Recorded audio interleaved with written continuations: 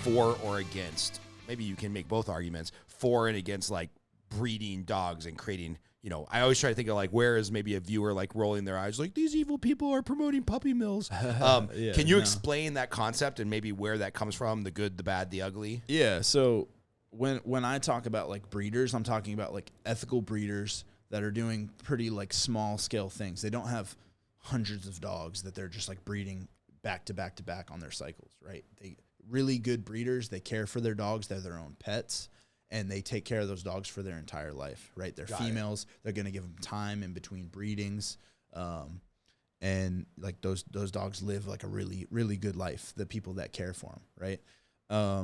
The argument kind of against breeders is like, oh, like the shelters are so full, like we need to just adopt all those dogs, because like don't buy a dog, just go and adopt one, which you still have to buy it, 99% of the time you're still buying a dog. Right.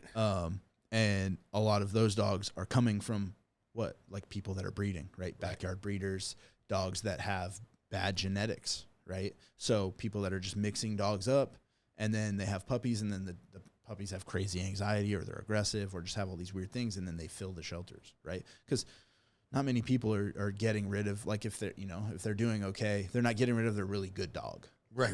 You know what I mean? Like their family, their family pet. Yeah, it's like dogs driving them crazy. But the problem is that the shelters will never be empty, right? These dogs come in from all over the place. There's shelters that import them from other countries too, right? So it's just nonstop. What? Yeah, for sure. Like, because other countries won't put down the dogs, or why do they import? Yeah, because like so certain big shelters, it's a business too, right?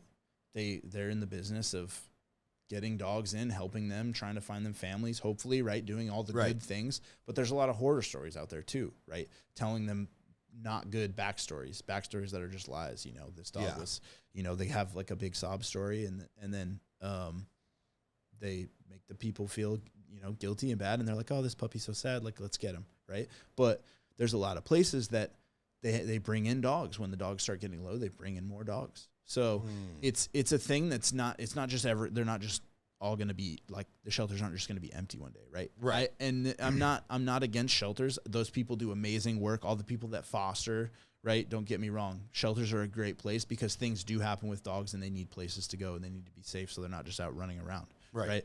But it's how we get better dogs and dogs that can stay in homes is with proper breeding, right? It's the only way that you have solid, that you can tell you're going to have what the temperament's going to be. Like we know what we can predict, right? Yeah. If you get put this mic up a little bit. If you get a good well-bred Rottweiler, you know the traits that it's going to have, basically. And they vary a little bit within that, but again, it's pretty standard along the way, right? You get a cattle dog, they're going to have very specific traits, right? Border Collie, very specific traits. Are Border Collies the one that have like unlimited energy? Like you have to throw them the Frisbee, or they just lose their shit. So those dogs were bred to herd sheep and cow, right? They're running like miles and miles and miles every single day on a huge I don't think ranch. It'd be an exaggeration to say 100 miles a day. Like I think you're about to say like hundreds of miles a day. Yeah, it's probably true. Yeah. And those dogs are super well trained, and they have the genetic desire to do that, right? Run around, chase things, bite things, right? So then they come here, somebody pulls one from a shelter, and they like it because it's cute, and they don't really know anything about Border Collies, and they live in an apartment, and the dog barks at other dogs, so they can't take it on a walk because they're afraid that, maybe he's aggressive or something. And then imagine that dog. He's a super athlete. She's a super athlete, whatever the dog is. And they want to run and bite and chase things and be out in nature and smell the fresh air and be with their people, right? And interact. Right. That's a huge part too. And then they're sitting on the couch all day, right? And they're just going crazy. Yeah. It's like being in a prison cell. I was going to say, it'd be like trying to make LeBron James like a video game player. He would lose his mind. Yeah. You can only play video games of basketball, right? You can't play the real thing. Can't play He would lose his mind. He would go crazy. Yeah, exactly. So you mentioned... Hey, this quick interruption is brought to you by me, Scott Groves, the host of the On the Edge podcast. This podcast is brought to you by me.